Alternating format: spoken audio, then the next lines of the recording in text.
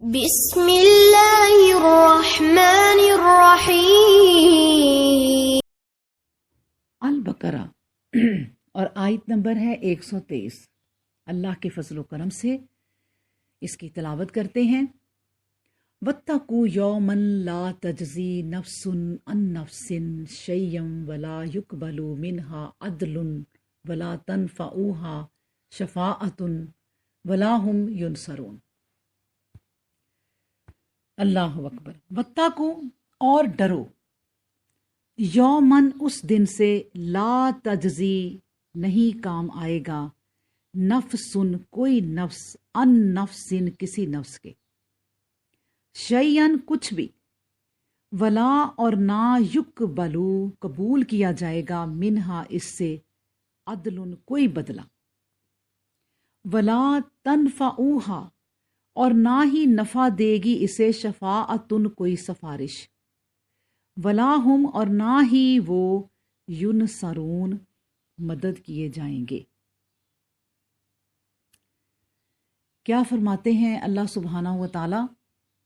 اور دیکھو اس دن سے ڈرو جس دن نہ تو کوئی جان دوسری جان کے کام آئے گی، نہ کسی طرح کا بدلہ قبول کیا جائے گا، نہ کسی کی صحیح سفارش چل سکے گی، اور نہ ہی کہیں سے مدد مل سکے گی۔ اللہ اکبر۔ اب میں آپ کو یہ بھی یاد کرا دوں کہ میری پیاری بہنوں، ہم یہ آیت جو ہے پہلے اسی سورہ بقرہ میں 48 پڑھ چکے ہیں، لیکن میں یہاں بھی مختصر طور پر اس کو بیان کر دیتی ہوں۔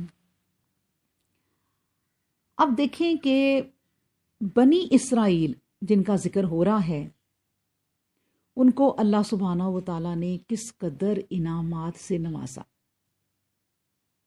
لیکن وہ انعامات الہی کا شکر ادا کرنے کے بجائے نہ شکرے ہو گئے، سرکش ہو گئے۔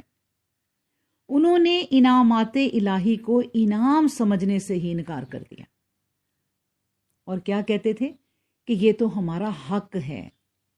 اللہ اکبر۔ اب اگر ایسا کرے کوئی، ایسی خرابیاں اگر کسی قوم میں ہوں، تو میں سمجھتی ہوں کہ اسے کھول کر بیان کر دینا چاہیے تاکہ آنے والے بھی خوب قانون الہی کو سمجھ لیں، یعنی مسلمان قوم بھی بنی اسرائیل کی طرح ان کی خرابیوں میں مبتلا نہ ہو جائے۔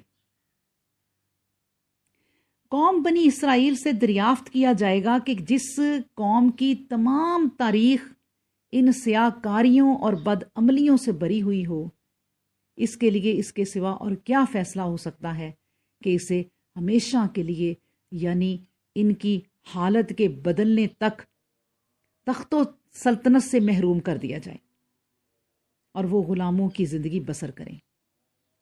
اللہ اکبر۔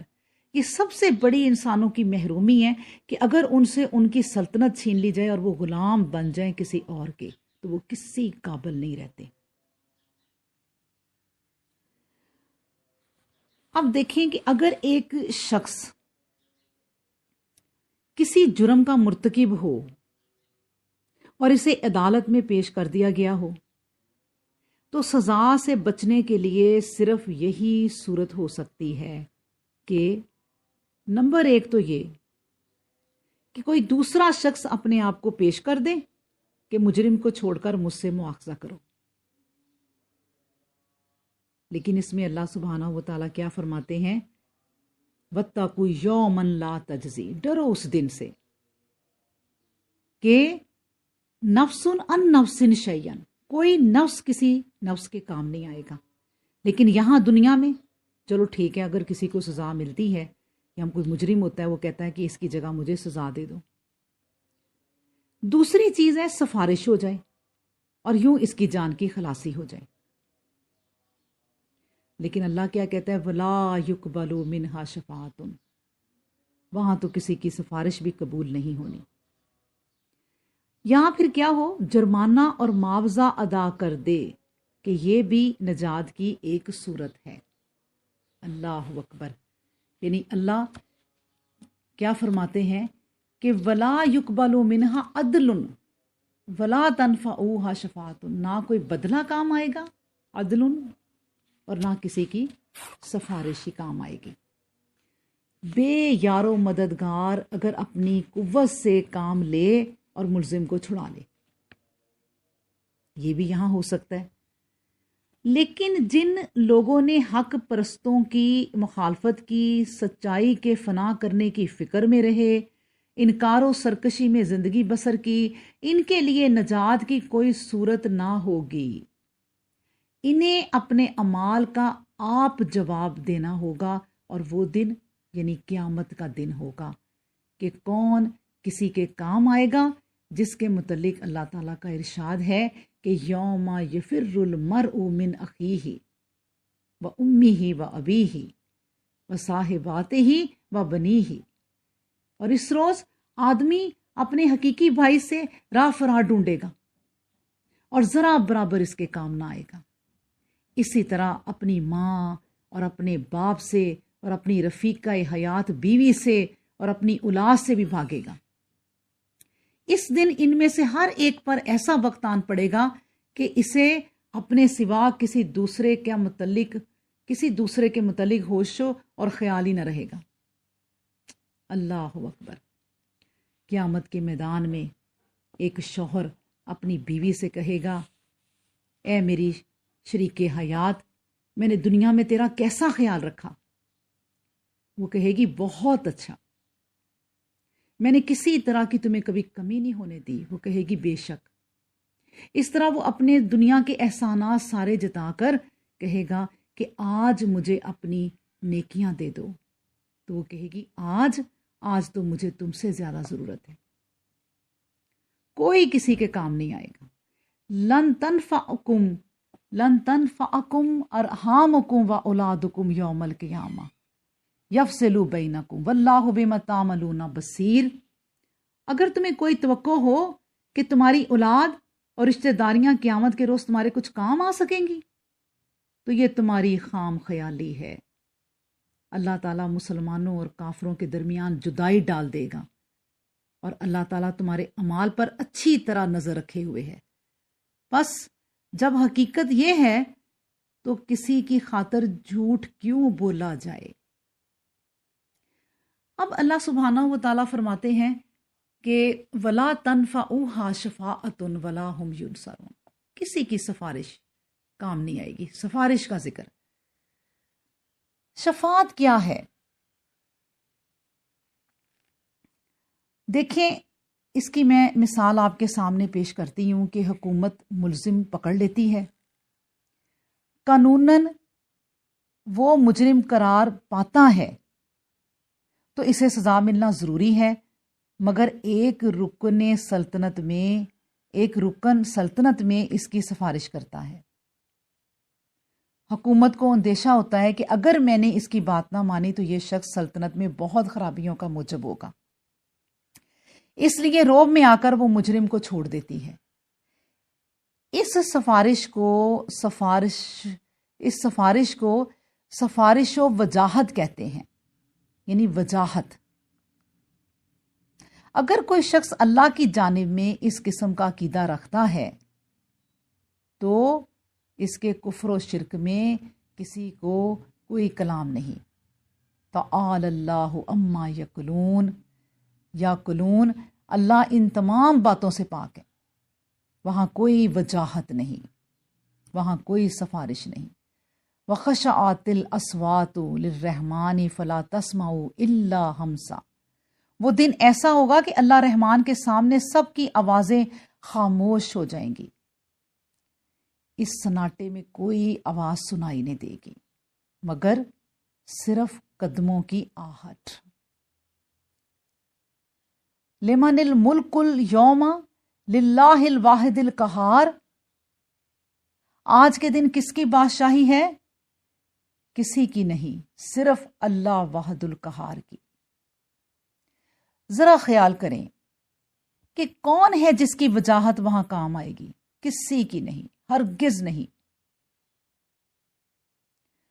اب دوسری چیز رہ جاتی ہے محبت۔ اس کی میں مثال پیش کرتی ہوں کہ حکمران کا کوئی دوست یا محبوب سفارش کرتا ہے اور وہ اس کے عشق و محبت کی بنا پر مجرم کو رہائی بخشتا ہے، کیونکہ تعمیل ارشاد نہ کرنے کی صورت میں اسے اس کے رنجیدہ خاطر ہونے کا اندیشہ ہے کہ اس کا محبوب اس سے ناراض ہو جائے گا۔ لیکن ایسا خیال بھی جناب باری تعالیٰ کی شان میں رکھنا کہ کوئی محبوب کام آ جائے گا، کفر و سرکشی ہے۔ وَهُمْ مِنْ خَشْيَتِي مُشْفِقُونَ، اور اس کے جلال سے وہ ہر وقت ڈرتے رہتے ہیں۔ پھر ایک چیز ہے دنیا میں اجازت۔ شامت اعمال سے ایک شخص نے جرم کیا مگر وہ اس پر نادم ہے، حکومت سے طالب مغفرت ہے، رحم کی اپیل ہے، کسی امیر کی پناہ میں نہیں آتا، صرف اور صرف اسی کی رحمت پر نظر ہے۔ حکمران بھی اسے معاف کرنا چاہتا ہے، لیکن اس کو چھوٹ دی جائے تو پھر دوبارہ ایسی حرکت کا خیال ہوتا ہے۔ کسی امیر کی سفارش و ضمانت کی اجازت دی جاتی ہے، وہ سفارش کر دیتا ہے، اس کو اپیل کی منظوری کہا جاتا ہے۔ کتاب و سنت کی تصریحات میں اس کی تائید نظر آتی ہے، اس سے کسی کو انکار کی آخر ضرورت کیا ہے؟ اس حقیقت کو قرآن و حدیث کی زبان میں سفارش کہا گیا ہے۔ من ذا الذی یشفع عندہ الا باذنہ، کون ہے جو اس کے پاس کسی کی سفارش کرے مگر ہاں اس کی اجازت کے بعد۔ ایک اور جگہ فرمایا لا یتکلمون الا من اذن لہ الرحمن وقال صوابا، وہ ہرگز بول نہیں سکیں گے مگر ہاں جس کے لیے رحمان نے اجازت دے دی، اور وہ جو بات کہے گا وہ بھی صاف صاف کہے گا۔ اللہ اکبر۔ تو بس یہ میں نے چیزیں آپ کے سامنے رکھی ہیں تھوڑی سی کہ دنیا میں کیا ہوتا ہے۔ دنیا میں یہ ہوتا ہے، ایک وجاہت ہوتی ہے، ایک محبت ہوتی ہے، ایک اجازت ہوتی ہے، سفارش ہوتی ہے، یہ چیزیں چلتی ہیں جو میں نے آپ کے سامنے مختصر بیان کر دی ہیں۔ لیکن اللہ کے ہاں یہ سب کچھ نہیں ہوگا، وہاں کسی کی سفارش نہیں چلے گی، کوئی بدلہ دے کر اس دن اللہ سبحانہ و تعالیٰ ایک شخص سے کہے گا کہ اپنے ان عذابوں سے بچنے کے لیے کیا دیتا ہے؟ وہ کہے گا کہ اللہ دنیا میں میری جتنی دولت تھی فیکٹریوں کی صورت میں، کاروبار کی صورت میں، زمین کی صورت میں، جائیداد کی صورت میں، سونے چاندی کی صورت میں، وہ سب دیتا ہوں۔ اللہ سبحانہ و تعالیٰ فرمائے گا نہیں، تو جھوٹا ہے، اس وقت تو میں نے تم سے کچھ بھی نہیں مانگا تھا، صرف کہا تھا میری ذات میں شریک نہ ہونا، شرک نہ کرنا، میری ہی عبادت کرنا، تم نے صرف میرا اتنی سی بات نہیں مانی، اب تو جھوٹا ہے۔ اللہ اکبر۔ اللہ تعالی ہم کو صحیح پڑھنے اور پھر اس پر عمل کرنے کی توفیق عطا فرمائے، اور اللہ کے پیغام پاک کو آگے تک پہنچانے کی توفیق عطا فرمائے۔ وآخر الدعوانا ان الحمد للہ رب العالمین۔